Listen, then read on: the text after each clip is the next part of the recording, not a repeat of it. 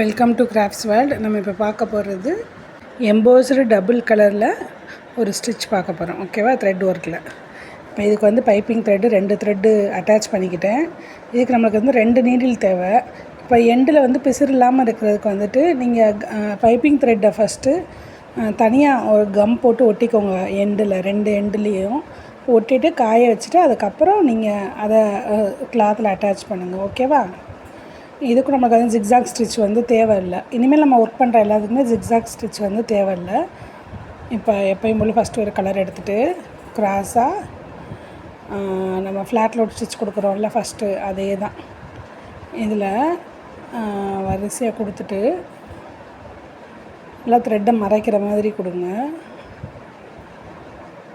Lock வந்துட்டு மேலே தான் போடுவேன். நல்லா கவனித்து பாருங்கள். லாக்கு சைடில் படாமல் மேலே தான் போடுறேன். ஏன்னா அப்படின்னா தான் அந்த கோட்லேயே கரெக்டாக நம்மளுக்கு ஒர்க்கு தெரியும், ஃபினிஷ் ஆகும். மொத்தத்தில் இங்கிட்டும்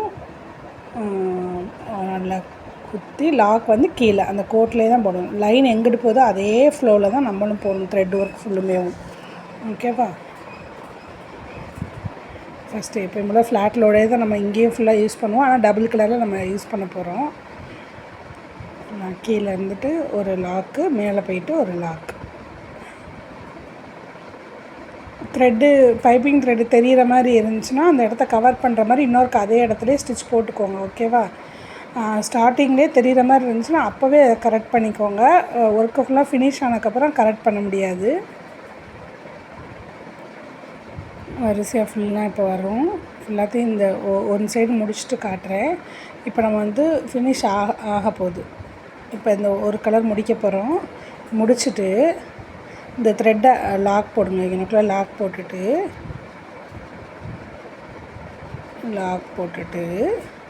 அப்படியே கொஞ்சம் இந்த த்ரெட்டை கொஞ்சம் தள்ளி கொண்டுட்டு வாங்க. தள்ளி கொண்டுட்டு வந்து ஒரு ஸ்டிச் போட்டு ஒரு 4-5 செயின் ஸ்டிச் அதை வந்து திருப்பி கலட்டிடுவோம். அதனால் உங்களுக்கு விருப்பம் ஒரு 5-6 செயின் ஸ்டிச் போட்டுட்டு வேறு நீடியில் வச்சு அந்த த்ரெட்டை குத்தி வச்சுக்கோங்க.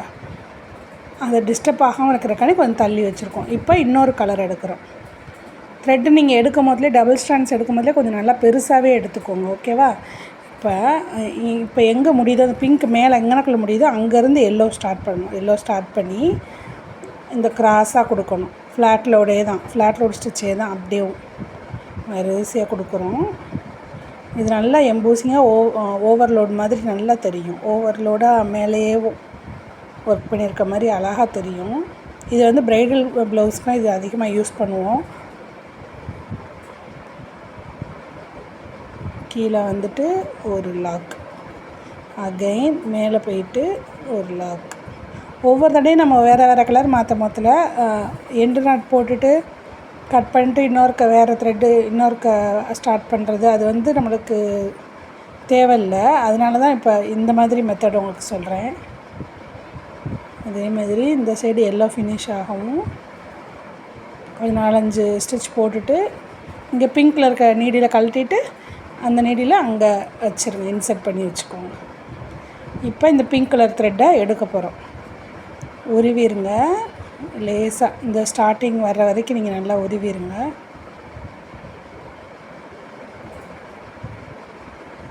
உருவிட்டு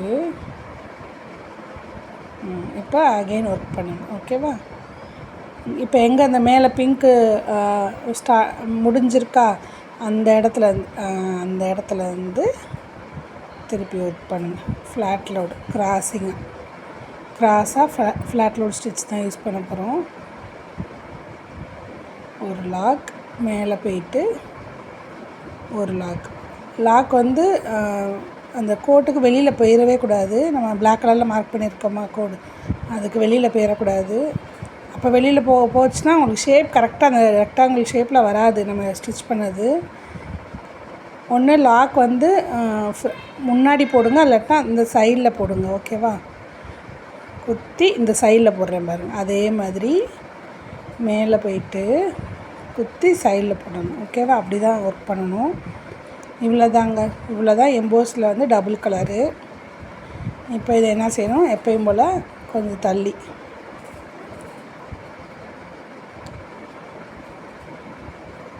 இப்போ அந்த நீடில் கழட்டிட்டு இதில் போட்டுறணும்.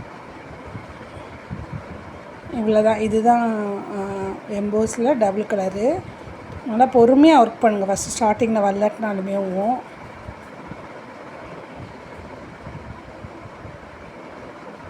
இப்போ எனக்கு பிங்க் வந்து எனக்கு அந்த எல்லோ கிட்ட நல்லா கவர் ஆகலை. வெயிட் நான் உங்களுக்கு அதை முடிச்சுட்டு காட்டுறேன். இப்போவே ஃபஸ்ட்டு பார்த்தாலே உடனே நம்ம அதை வந்து கரெக்ஷன் பண்ணிடணும். எந்த ஒர்க்காக இருந்தாலும் தப்பாக தெரியுதுன்னா அங்கனக்குள்ளே கரெக்ஷன் பண்ணிடுங்க. ஃபுல்லாக ஒர்க்கு ஃபினிஷ் ஆனதுக்கப்புறம் நம்ம எப்போயுமே வேறு ஏதாவது கரெக்ஷன் நம்மளால் பண்ண முடியாது. ஓகேவா? இப்போ எங்களுக்குள்ள எல்லாம் கொஞ்சம் தெரியுது பாருங்களேன். அதனால் அதை கவர் பண்ணுற மாதிரி கொஞ்சம் நான் ஃபினிஷ் பண்ணிக்கிறேன்.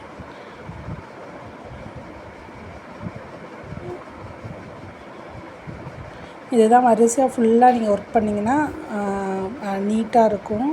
பொறுமையாக ஒர்க் பண்ணுங்கள். டைம் எடுத்தாலும் பரவாயில்ல, பொறுமையாக ஒர்க் பண்ணுங்கள். ஓகேவா? இதை நீங்கள் நீடில் தான் வச்சு எங்களுக்குள்ளே தள்ளி வச்சு இப்போ நம்ம நீடில் தான் பண்ணணும்னு கிடையாது. ஏதாவது குண்டூசி வச்சு கூட நீங்கள் அந்த பின்ன த்ரெட்டை நீங்கள் வராமல் கொஞ்சம் உருவாமல் நீங்கள் பார்த்துக்கரலாம். ஓகேவா? கீழே அடியில் த்ரெட்டு 2 கலர் த்ரெட்டும் நல்லா சிக்கிராமல் பார்த்துக்கோங்க. நூல்கண்டு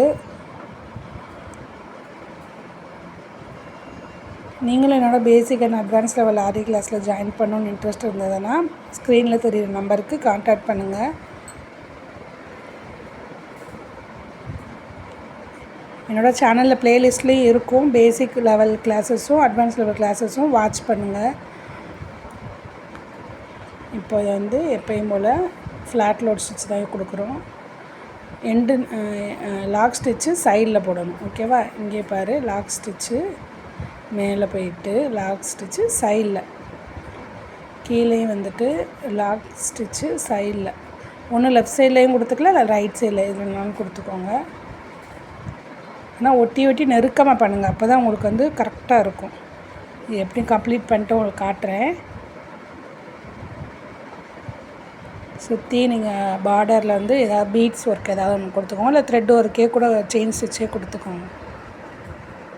தேங்க்ஸ் ஃபார் வாட்சிங்.